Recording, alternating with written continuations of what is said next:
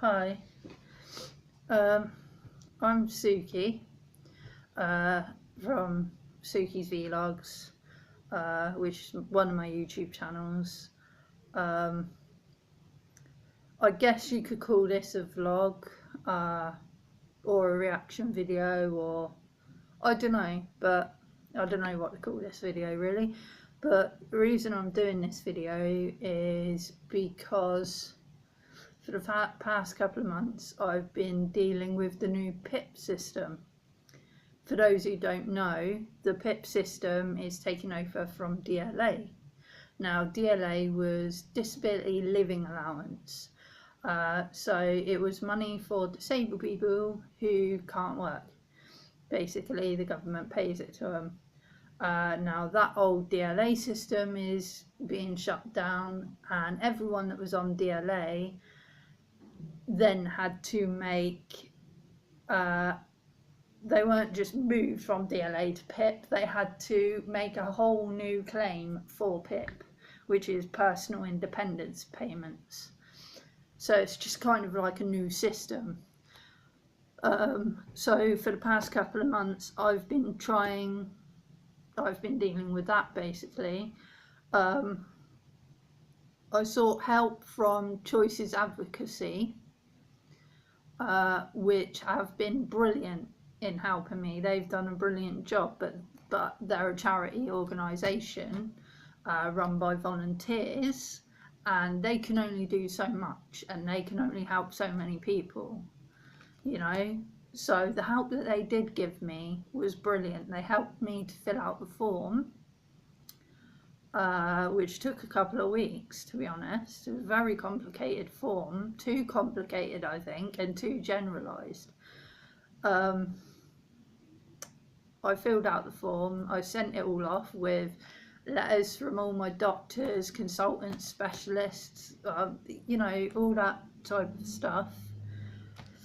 And a couple of weeks later I got a letter back with their decision, and they said no, that I wasn't entitled to PIP.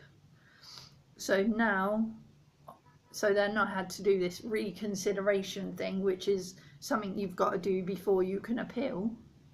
So I did that, and again that came back as a no. So now I've had to start the appeal process.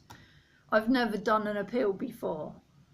Never in my life have I done an appeal, not for DLA, not for my ESA, for any of my benefits. I've never done an appeal before, so I'm out of my depth here.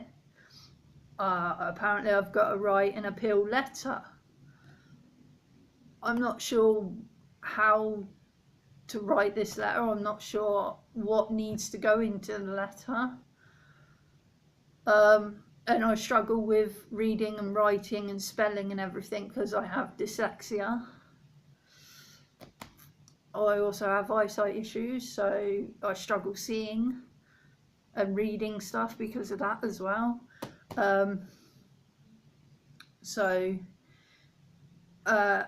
Because of that, I've been ringing around these charity organisations such as SARC. Now they are very good. They helped my sister, and she won her appeal and she got the high rate DLA.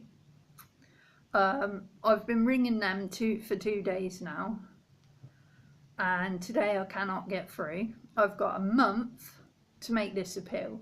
If I don't make this appeal within a month, within 30 days of me getting the reconsideration letter, which apparently was sent out on the 6th, but I only got it on the 10th, so that must have been the postman's fault, I guess.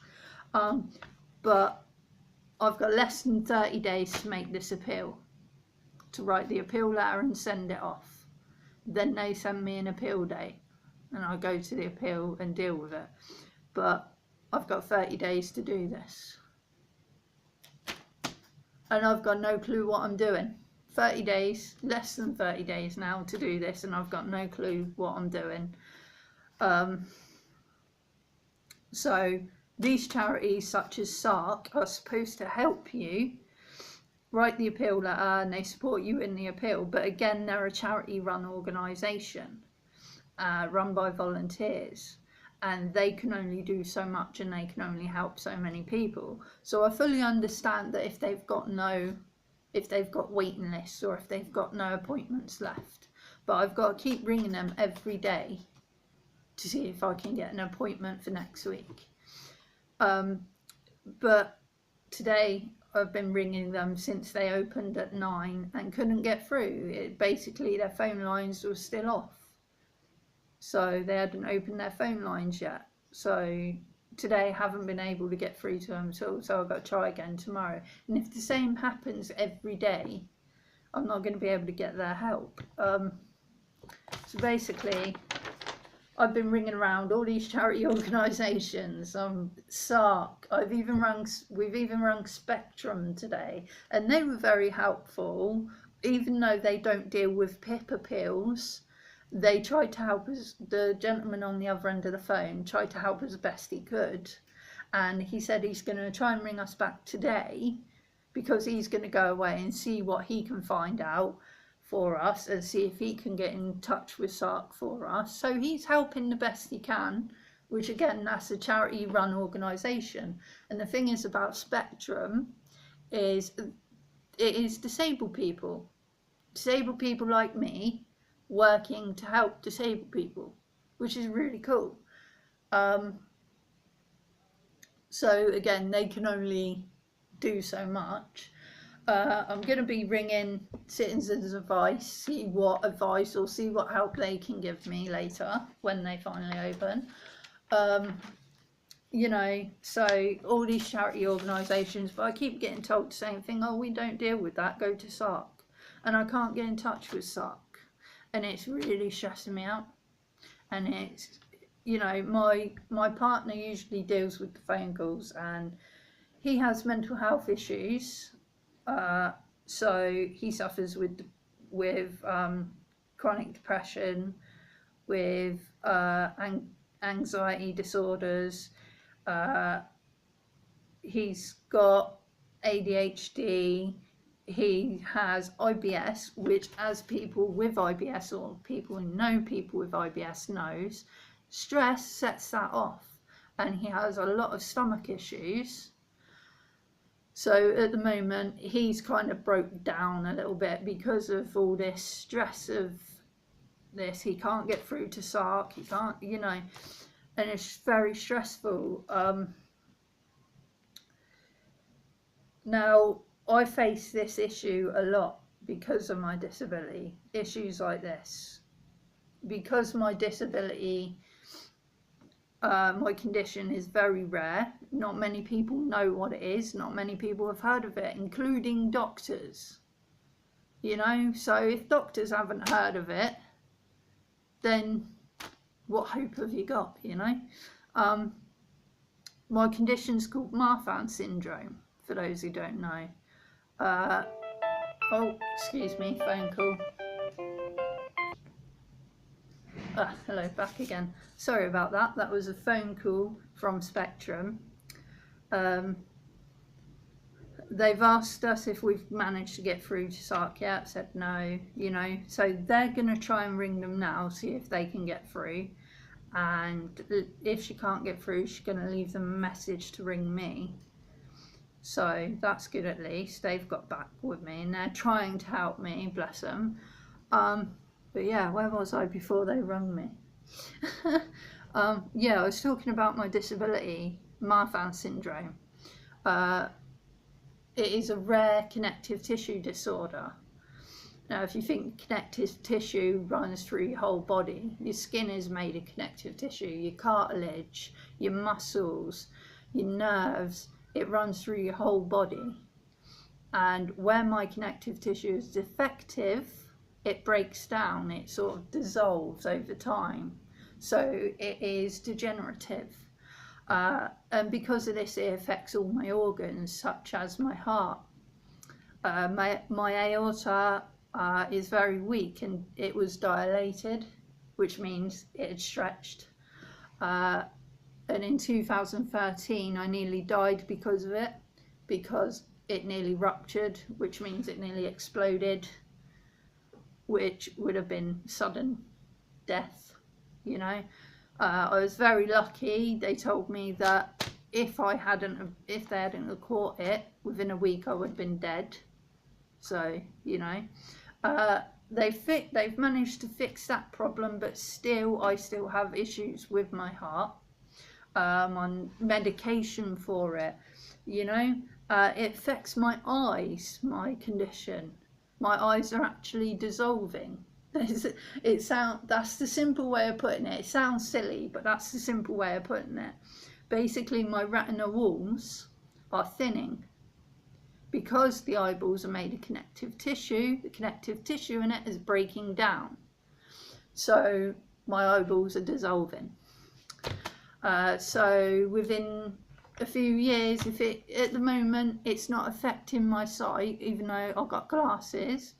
Because the reason I've got glasses is because when I was a kid, the connective tissue that held my natural lenses in my eyeballs, that broke down. So my lenses were just floating freely around my eye, and that was causing issues.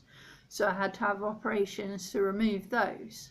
This is why I need glasses now. There's so much that this condition affects in me. It affects my mobility, my legs, my hips. I have a lot of issues with them. I have a lot of chronic pain, so every day I'm in pain. I have chronic fatigue. Every day I have fatigue. I'm tired.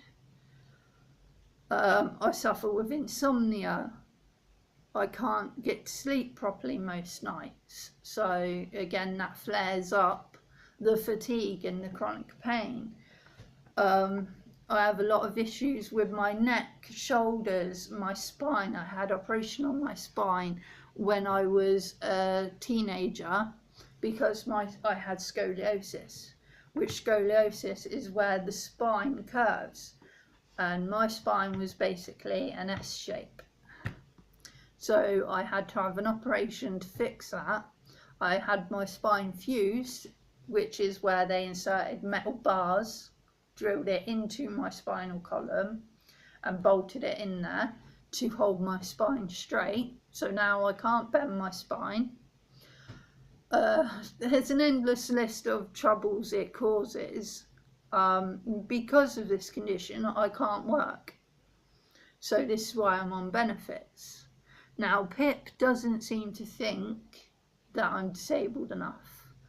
You know, I struggle getting out of the house. I struggle walking from here to a shop which is less than like 5 minutes away. Something like 2 minutes away, I think. I struggle walking there. It takes me, it'd take a normal person 2-3 minutes to walk from my house to the shop. Me, it will take like 10 minutes, 15 minutes on a worst day. You know, I have to keep stopping, taking breaths and taking rests and whatnot. You know, I walk with a cane. I use a wheelchair on my worst days.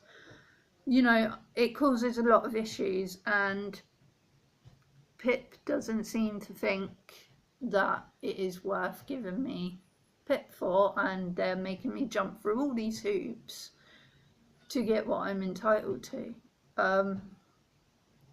And I'm just giving my reaction on it, really, because I'm very, you know, I'm like, I don't want to give up because I need PIP, because it's not just the money aspect of it.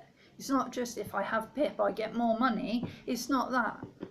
It's the fact when you have high rate disability money, you are classed as disabled officially. Then you're able to get the support better, such as support workers, help with getting your home adapted for your disabilities, you know, stuff like that. If you go to these people and say, I need my home adapted, or I need this, I need that because of my disability, they say, have you got a high rate PIP? You say, no, I haven't. Oh, well, we can't help you until you have high rate PIP. Sorry. So it's not just about money. I'm not a money grabber.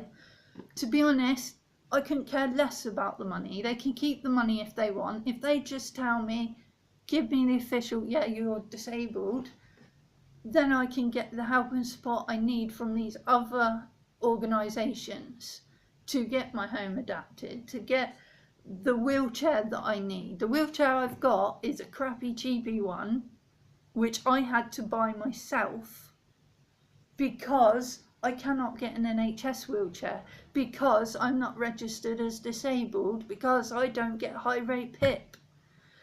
Oh, sorry, I'm sort of like really angry at the moment about this. I'm stressed out and I can feel my blood pressure raising as I speak, which isn't good. I shouldn't be getting this angry. I shouldn't be having my blood pressure this high.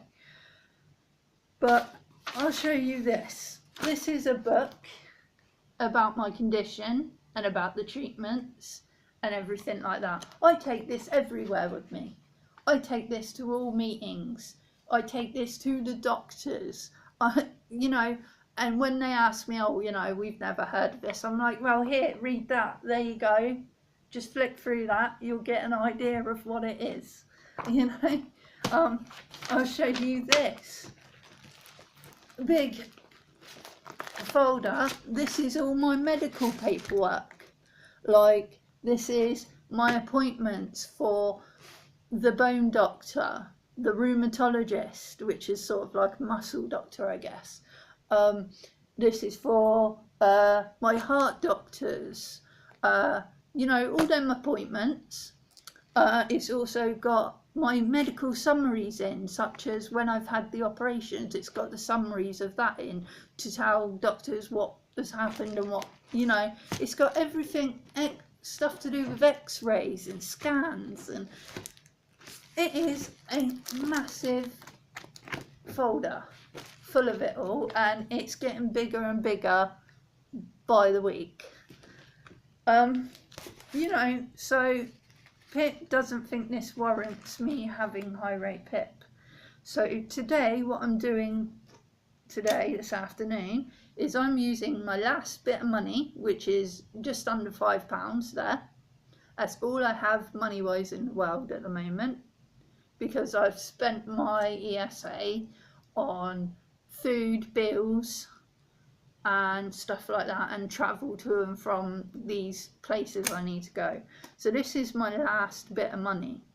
Now with this money I can only get myself into town. I can't get my partner into town, so I'm going to have to risk it and go on my own. I'm going to have to risk it on the bus on my own. Now if anything were to happen, if I have a fatigue attack where I pass out, which I do regularly, if I do that on my own on the way to this place I need to go, what's going to happen to me? You know? But I've got to do this because I've got to jump through these hoops so I can get PIP. Now the place I've got to go to today is Choices Advocacy. They've run a hub. I usually go when I have the money and the energy. They do it once a month, every second Tuesday of the month. And it's a group where all disabled people get together with the advocates and we talk about stuff. And I'm going to be talking to the advocates there today and see if I can get any help from them today. Probably won't, but it's worth a try. So I'm using my last just under £5 to get on the bus and get there and back. Luckily my sister's meeting me there. She's meeting me in town, so because she goes to the hub as well, so you know, hopefully I won't pass out until I get to town and meet her. But yeah, so and also I was going to try and go to this coffee morning, which is disability advice and information coffee morning. There again they give you advice and help on benefits and on PIP, and they can help you with stuff like that. But the only problem is it starts at 11:30 in the morning. Because of my mobility issues, I can't go anywhere in the morning. I can't make it anywhere for the morning. It takes me a couple of hours to get my ass up, get my ass washed and dressed, because of my mobility issues. Then by the time I'm washed and dressed, I've got to get out of the flat, walk to the bus stop, which again is a struggle because of my mobility issues. Then I've got to wait for the bus, which buses are usually bloody late, you know. Then I've got to get the bus all the way to town, walk from fucking town all the way to wherever this place is, or wherever this, I don't think it's even in town, Portswood Road. I think that is in town actually. Yeah, that's all the way up by the law courts, I think. So basically, if I were to go to this, I'd have to get off where my bus stops from here to town is this end, like this end of town. Portswood Road is all the way at the other end of town, so I've got to walk quite a long distance from my bus stop to this place. So there's no way I can make it to this coffee morning, which is silly. Why do a coffee morning for disabled people in the morning? Why not do it in the afternoon? You know, 11:30 a.m. to 12:30 p.m. Okay, 12:30 is afternoon, but it would be better if they started at 12:30 rather than 11:30. You know, because disabled people, even people without mobility issues, such as, I don't know, someone with autism or Down syndrome, who struggle, you know, with things, they might have trouble getting to it as well. So these things need to be made for the afternoon. I know they're charity run, and I know they're run by volunteers and everything, but still, you know, I don't have a car. I don't have the money anymore to pay because my DLA's been stopped, so I can't pay for taxis anymore. So I have to rely on buses, and buses are, oh my God, you know. Deep breath, count to 10. But yeah, I've got all this paperwork I'm going to take with me today from the PIP people. Oh, you're there again, excuse me. Back again. Not sure who that was. They asked for John, but they didn't tell me who they were. And I said, John's busy at the moment, he's indisposed, he can't come to the phone. They said, oh, all right, I'll ring back later. So if that was someone from SARC or Spectrum, they should have told me who they were. I'm hoping it wasn't. Oh crap. Oh crap. I should have asked them. I'm not good at phone calls. I'm not good at all. I don't like phones. I don't like talking on phones because I suffer with social anxiety. So I don't say much when I'm on the phone. I say hello. They tell me who they are and I'm like, Usually John deals with the phone calls, but he's indisposed at the moment because he's not feeling well. Stomach issues, IBS. But yeah, so where was I? Yeah, I've lost all train of thought. I think I've just messed up with that phone call, because if that was SARC calling to give us an appointment, see what I mean? This is what we got to deal with. These charity organisations are brilliant. They're doing a brilliant job. They're helping out. But they need to learn how to tell, you know, if he said to me, oh, I'm from SARC, I would have dealt with it and I would have been right, okay, that's cool. But he didn't tell me who he was or where he was from. So that's something they need to work on, I think. So yeah. I'm just really stressed out at the moment and anxious because I'm worried that I'm not going to get the help I need to sort this PIP appeal out. I need help writing the PIP appeal letter. I need support during the PIP appeal, and I'm not sure I'm going to be able to get it. And I'm not sure I'm going to be able to get this help within the 30 days or less than 30 days now that I need. So, and I'm scared if I have to do this alone, I'm going to mess it up. And they're just going to look at me and be like, we've never heard of this Marfan syndrome, so you must be making it up. Yeah, which actually I have been told. I've been out and out called a liar by professionals. I mean, Southampton City Council, Winchester City Council, Eastleigh City Council, when I was trying to get a flat, out and out called me a liar because I told them I have Marfan syndrome. I told them what it was. They said, oh, we've never heard of this, you know. And Winchester were very rude, very, very nasty and very rude.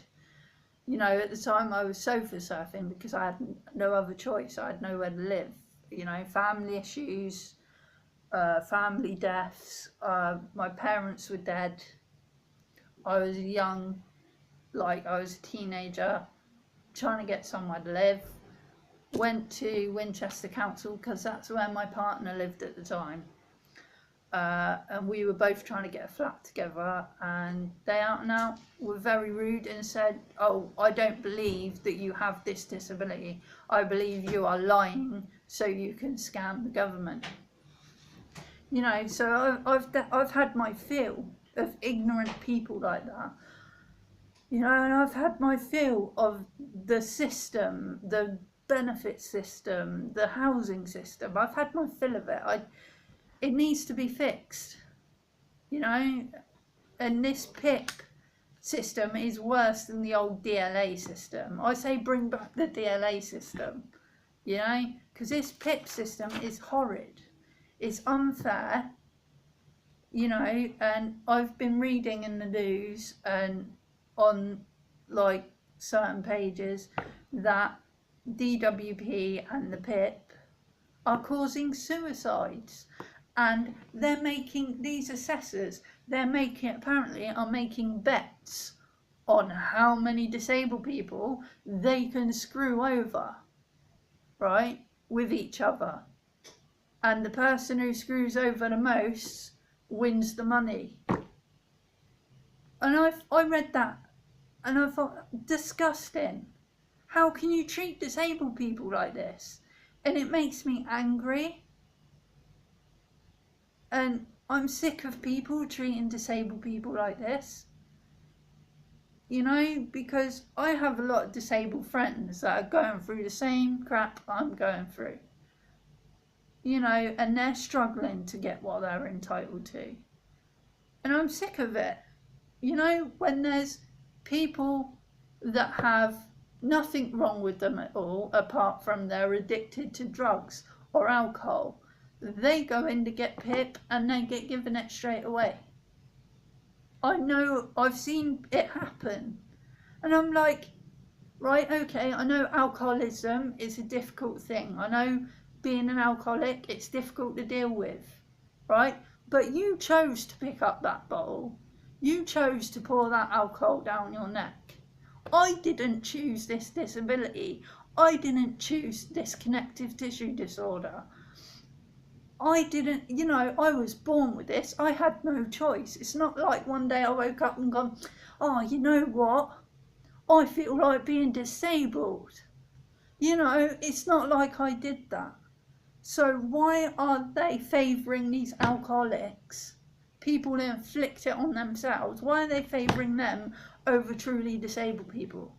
That's what I want to know. And it's making me angry. And it's just annoying. And I, you know,